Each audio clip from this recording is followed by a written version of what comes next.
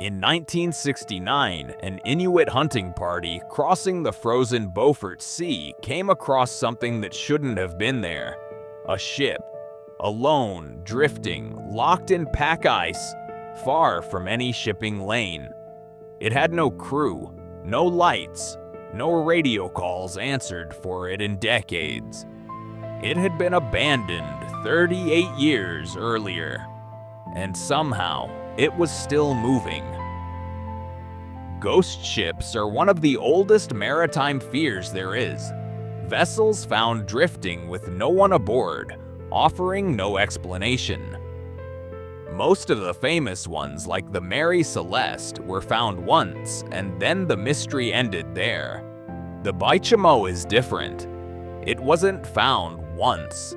It was found and lost and found again by different people in different decades for almost 40 years.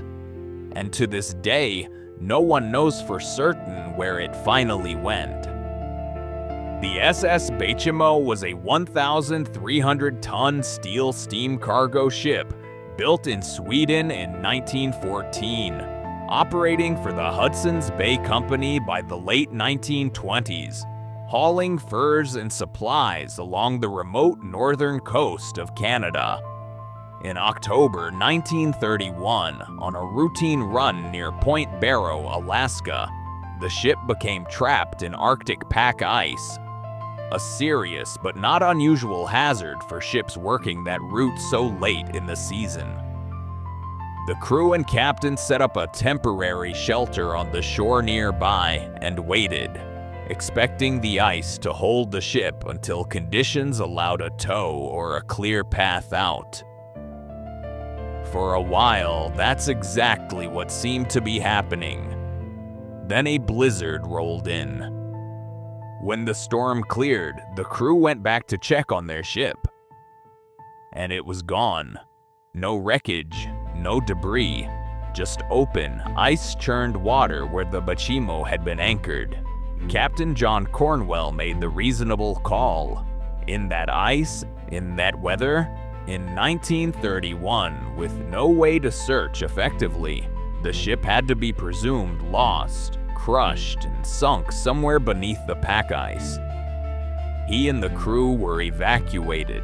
The story, by every normal standard of that era, should have ended there. A ship lost to the Arctic, a sad but unremarkable footnote in shipping records.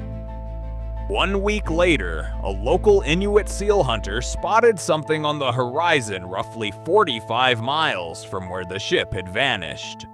It was the Baychimo, fully intact, still floating, still, as far as anyone could tell, seaworthy. Word reached the crew, and a salvage team went out to reboard her, only to find conditions too dangerous to safely tow her back through the ice that season.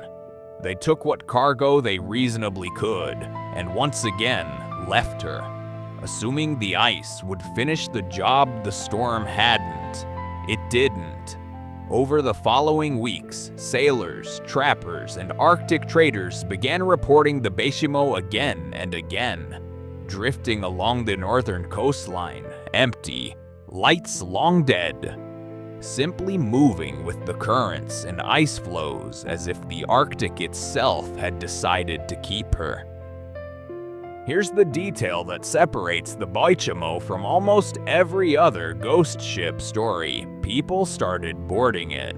Throughout the 1930s, multiple trappers and Arctic traders reported climbing aboard the still drifting Baychimo and using it as an emergency shelter during storms, sometimes staying for days at a time inside a ship that officially, on paper, had been lost at sea years earlier.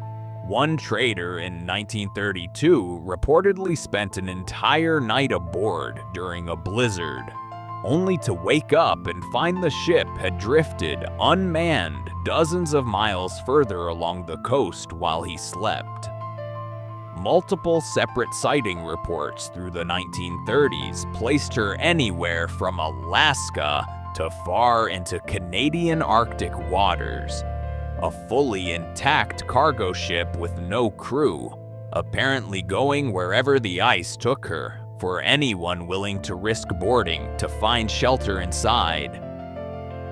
The sightings didn't stop after the 1930s. The Baychimo was reportedly spotted in 1939, then again in the early 1940s, largely undocumented through the Second World War years when few ships were tracking Arctic drift traffic closely. Sightings picked back up after the war. A 1956 report placed her frozen into pack ice off the Alaskan coast, still structurally intact after 25 years adrift. A more detailed sighting came in 1962, when a group of scientists aboard an Arctic research vessel reportedly spotted and briefly photographed a ship matching the Baychimo's description locked in ice, though conditions prevented a close approach to confirm identity beyond doubt. The final widely accepted sighting came in March 1969, 38 years after she was first abandoned, when an Inuit hunting party found her locked in ice in the Beaufort Sea, matching historical descriptions closely enough that the report was taken seriously by Alaskan state records. After that, nothing. No further confirmed sightings, no wreckage ever recovered, no confirmed final resting place. The most widely accepted theory is that the ice that had carried her for nearly 4 decades finally did what the 1931 storm couldn't. Pulled her under, somewhere in the vast, largely unmonitored pack ice of the Beaufort Sea, with no one aboard to witness it, and no way for anyone to know exactly when or where. In 2006, the Alaska state government funded a search expedition specifically to try to locate the Baychimo's final resting place. Partly out of historical interest, partly out of environmental concern, since the ship had likely still been carrying fuel oil for over 70 years. Sonar scans covered a wide stretch of the Beaufort Sea coastline. They found nothing conclusive, not a wreck, not a debris field, nothing that could be confirmed as the Baychimo. As far as any official record is concerned, the ship that outlived its own crew, that sheltered strangers through Arctic storms, that showed up unannounced for parts of 4 different decades, was never actually found again. It simply stopped appearing. For 38 years, a ship with no one steering it went exactly where it wanted, and every time people declared it gone for good, the Arctic gave it back, until one day, without a storm, without a witness, without warning, it didn't. Somewhere under that ice, or maybe not, the Baychimo was still the only ghost ship in recorded history that anyone can say, with total certainty, actually came back. If you want the next one, a ship found completely intact with a full, untouched dinner still on the table and not a single person aboard. Subscribe so you don't miss it. And let me know in the comments, would you have boarded her?